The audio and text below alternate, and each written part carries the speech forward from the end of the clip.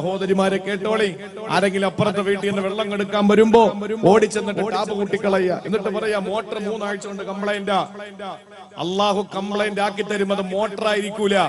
നിന്റെ ജീവിതത്തിൽ ഒരിക്കൽ പോലും നിനക്ക് സ്വർഗത്തിന്റെ 7 അയൽപ്പക്കത്തെത്താനുള്ള സ്വാതന്ത്ര്യമാണ് അള്ളാഹു നിഷേധിക്കുക. അതുകൊണ്ട് കുടിവെള്ളവും ഭക്ഷണവും നിഷേധിക്കരുത്. ഇത് ഇസ്ലാമിന്റെ സന്ദേശമാണ്. അള്ളാഹുവിന്റെ കഠിനമായ ശിക്ഷ നമുക്ക് വരും. നരകത്തിലെങ്ങാനും വലിച്ചെറിഞ്ഞാൽ അത് ഇവിടുന്ന് മരണക്കിണറിൽ നിന്ന് വീഴും പോലെ ആയിരിക്കൂല. മരണക്കിണറിൽ നിന്ന് വീഴും പോലെ ആയിരിക്കൂല. എന്റെ പ്രിയപ്പെട്ട സഹോദരങ്ങളെ, നമ്മൾ നരകത്തിലേക്ക് വീഴുന്ന വീഴ്ചയെ പറ്റിയിട്ട് വിശുദ്ധ ഖുർആനില് അള്ളാഹു പറയുന്ന പല സ്ഥലങ്ങളിൽ ഒരു സ്ഥലത്തെ മാത്രം നമ്മളൊന്ന് പരിശോധിച്ചാൽ മതി, നമുക്ക് സങ്കടത്തോട് കൂടിയിട്ടല്ലാതെ കേൾക്കാൻ പറ്റില്ല. അള്ളാഹു പറയുകയാണ്, ഖുദൂ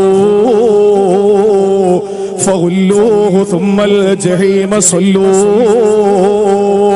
ثم في سلسلة ذرعها 70 ذراعا فاسلكوه إنه كان لا يؤمن بالله العظيم ولا يحض على طعام المسكين.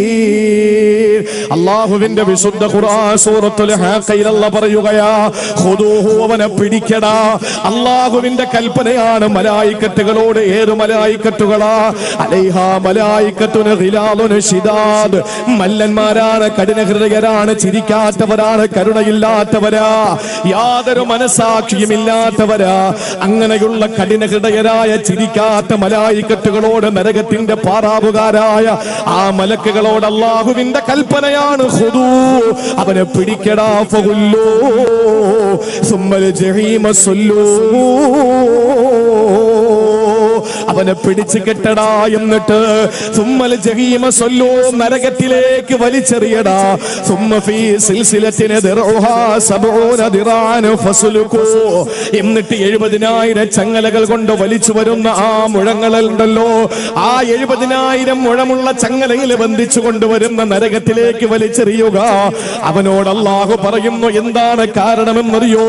അവിടെ നിസ്കാരത്തിന്റെ കാര്യം അല്ലാഹു പറഞ്ഞില്ല, അവിടെ നോമ്പിന്റെ കാര്യം അല്ലാഹു പറഞ്ഞില്ല, അവനോട് ഹജ്ജിന്റെ കാര്യം, ഉംറയുടെ കാര്യം അല്ലാഹു പറഞ്ഞില്ല. ഒന്നാമതായിട്ട് അല്ലാഹു പറഞ്ഞത് എന്തെന്നറിയോ? ഇന്നഹു കാന ലാ യുമിനു ബില്ലാഹിൽ അലീം. യജമാനനായ പടച്ചവനോട് നിനക്ക് വിശ്വാസമില്ലായിരുന്നു, അല്ലാഹുവിൽ നിനക്ക് വിശ്വാസമില്ലായിരുന്നല്ലോ. മാത്രമല്ല, വലാ യഹുല്ലു അലാ തുആമിൽ മിസ്കീൻ, പാവങ്ങൾക്ക് ഭക്ഷണം കൊടുക്കാൻ നീ പ്രേരിപ്പിക്കാത്തവനല്ലേ. ആളുകൾ വിഷം നൊട്ടിയ വയറുമായി വരുമ്പോൾ ആരെങ്കിലും ഭക്ഷണം കൊടുക്കുമ്പോൾ തടഞ്ഞു നിർത്തിയവനല്ലേ നീ. എന്നിട്ട് അല്ലാഹു പറയുകയാണ്, ഫലൈസ ലഹുൽ യൗമ ഹനാഹുനാ ഹമീ, ഈ നരകത്തിൽ, ഈ പരലോകത്തില് ഇന്ന് നിനക്കൊരു ഉറ്റവരോ ഉടയവരോ കൂട്ടുകാരോ ജാമ്യക്കാരോ വക്കീലുമാരോ വരില്ല.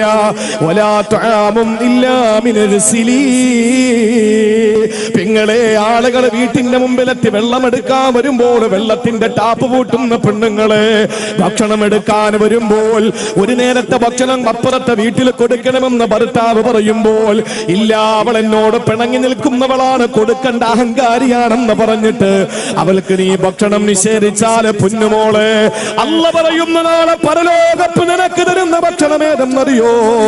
ഫലൈസ ലഹുൽ യൗമ ഹാഹുനാ ഹമീ, അവിടെ നിനക്കൊരാളും ഉറ്റവരായില്ല.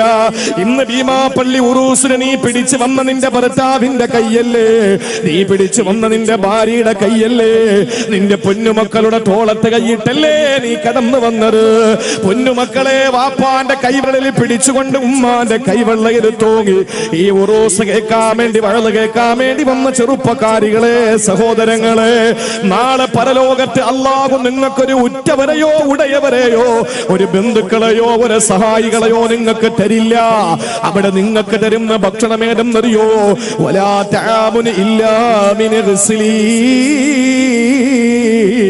ആളുകളുണ്ടല്ലോ ജീവിതത്തില് പാപങ്ങൾ ചെയ്ത് അല്ലാഹു റബ്ബുൽ ഇസ്സത്തിനോട് നന്ദികേട് കാണിച്ച അധികാരികളായ നന്ദികെട്ട കൗമുണ്ടല്ലോ, അവര് നരകത്തിൽ കിടന്ന് വിയർക്കുമ്പോൾ അവരുടെ ശരീരത്തിന്റെ ശരീരത്തിന്റെ ചോര, ശരീരത്തിന്റെ രക്തമൊലിച്ചങ്ങുമ്പോൾ, അവരുടെ ചോര ചാരിട്ടൊഴുകുമ്പോൾ വരുമ്പോൾ, അവരുടെ ചലം പൊട്ടി ഒഴുകുമ്പോൾ, അവരുടെ വിയർപ്പുകൾ ഒഴുകി വരുമ്പോൾ അതാണ് നിങ്ങൾക്ക് കുടിക്കാൻ തരുന്നതെന്ന് അള്ളാന്റെ പരിശുദ്ധ ഖുർആൻ. ലാ യഅകുലുഹു ഇല്ലൽ ഖാതിഊൻ.